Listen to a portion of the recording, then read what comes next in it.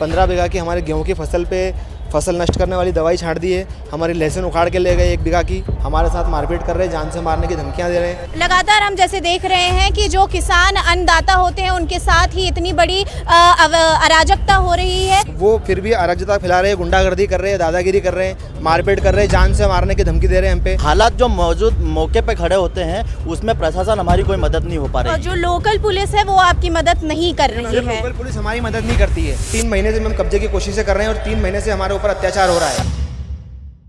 आज जनसुनवाई में हम कुछ किसानों के बीच पहुंचे हैं जहां जिनकी ज़मीन पर अवैध कब्जा हो रहा है। तो चलिए जानते हैं क्या है पूरा मामला। सर, आपका पूरा नाम क्या है? फिरोज पटेल, गांव कदवा। और क्या पूरा मामला है? पूरा मामला ये मैम कि हमने एक ज़मीन हमारे पिताजी ने खरीदी थी आज से 54 साल पहले, जिस पे अभी तक हमारा ही कब्जा है। हम ही ज़मीन पे खेती कर रहे हैं, सब कर रहे हैं, लेकिन अभी कुछ लोग अवैध तरीके से उस पर कब्जा करने की कोशिश कर रहे हैं। हमारे साथ मारपीट कर रहे हैं, जान से मारने की धमकियाँ दे रहे हैं, हमारे खेत पर नुकसान कर रहे हैं। 15 बीघा की हमारे गेहूँ की फसल पे फसल नष्ट करने वाली दवाई छाट दी है। हमारी लहसुन उखाड़ के ले गए 1 बीघा की, और कैमरे लगे हुए थे, हमारे कैमरे निकाल के ले गए। उसके बाद हम सारी चीज़ें हमारी वहाँ खेत पर तोड़-फोड़ कर रहे हैं, तार स्टार्टर सारी चीज़ें। पूरा नुकसान फैला रहे हैं, अराजकता फैला रहे हैं। और क्या आपने कोई जनसुनवाई या फिर किसी पुलिस स्टेशन में कोई रिपोर्ट दर्ज करवाई है? मैम, जनसुनवाई में तो हम आज आए हैं कलेक्टर साहब से न्याय की उम्मीद लेके, लेकिन इसके पहले हमने मांगलिया चौकी पे हमने आवेदन गए बहुत बार शिकायत करने। उन्होंने बस आवेदन लिखवा के रख लिए, उसके बाद उनके ऊपर कोई कार्रवाई नहीं है। और उसके बाद सिपरा थाने गए, वहाँ पे भी आवेदन लेके रख लिए, कोई कार्रवाई नहीं है। SDO सांवेर गए, वहाँ पे भी हमारी सुनवाई नहीं है। आपने बताया था कि SDM से आप केस जीत चुके हैं, उसके बावजूद अराजकता लगातार फैलाई जा रही है। और इंदौर में जो भूमाफिया हैं वो लगातार जो जिस तरीके से कब्जा बढ़ा रहे हैं, आप उस पर क्या कहेंगे कि क्या प्रशासन इस पर कोई सख्ती अपना रही है या फिर वो केवल ढील दे के रखी हुई है? मैम, SDM साहब ने तो हमारे पक्ष में फैसला किया है, क्योंकि हम पूरे डॉक्यूमेंट से मजबूत थे। सारी चीज़ें हमने उनके सामने पेश करी, उन्होंने हमारे पक्ष में फैसला किया, लेकिन SDM साहब के आदेश को वो मानने को तैयार नहीं है। वो फिर भी अराजकता फैला रहे हैं, गुंडागर्दी कर रहे हैं, दादागिरी कर रहे हैं, मारपीट कर रहे हैं, जान से मारने की धमकी दे रहे हैं हम पे।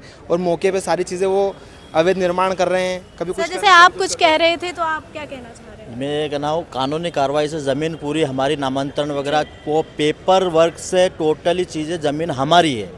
ज़मीन पे 54 साल का हक हमारा है, खेती किसान सिंचाई हम कर रहे हैं। उसके बावजूद में अराजकताओं के लिए ये कहना है कि इंदौर में लगातार मौके पे जो कब्जा अवैध तरीके से किया जा रहा है, उस कब्जे के लिए मैं प्रशासन से गुहार करना चाहता हूँ कि इसमें कानूनी सख्ती कार्रवाई की जाए।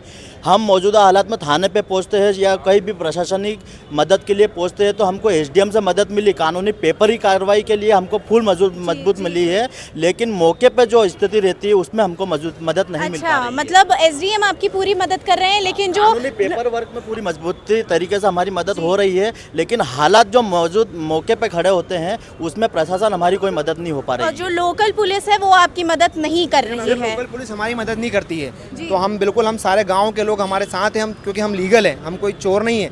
तो हम थाना घेरेंगे, उसके बाद भोपाल जाएंगे, CM हाउस घेरेंगे। हम शान बैठने वालों में से नहीं है। लगभग कितने समय से ये कब्जा चल रहा है और आप शिकायतें कर रहे हैं? ये कब्जे 3 महीने से हम कब्जे की कोशिशें कर रहे हैं और 3 महीने से हमारे ऊपर अत्याचार हो रहा है। लगातार पुलिस आप लगातार कर रहे हैं, आश्वासन देती रही है, लेकिन कोई अभी तक कोई कार्रवाई नहीं की गई है। आपकी फसलें खराब कर दी गई है। उन्होंने लीगल कोई कार्रवाई नहीं की है, हमारे पूरी फसल ख़राब कर दी है। 15 बीघा हमारे गेहूं की फसल थी, खाने के जो गेहूं थे उसके ऊपर उन्होंने दवाई छाट के पूरी फसल नष्ट कर दी है। 1 बीघा लहसुन वो उखाड़ के ले गए हैं, और पूरी सारी चीज़ें आप भले मीडिया आप सब खेत हमारा आके देख सकते हैं। जो फसल जली हुई अलग ही नजर आ जाएगी, वो हमारा जो नुकसान हुआ वो आपको अलग नजर आ जाएगा। खेत पे आप आओगे तो पूरा नजर आएगा आपको। ये सभी कुछ भूमाफियाओं ने भूमाफियाओं ने किया, उन्हें वो ट्रैक्टर से जो सफाया दवाई होती है उससे वो गेहूं नष्ट कर दिया। तो आप आओ तो आप हमको खेत पे हम आपको बता देंगे कैसी फसल नष्ट हुई, आप वो भी देख सकते हैं, आपके कैमरे में रिकॉर्ड कर सकते हैं अगर हम झूठ बोलते हैं तो।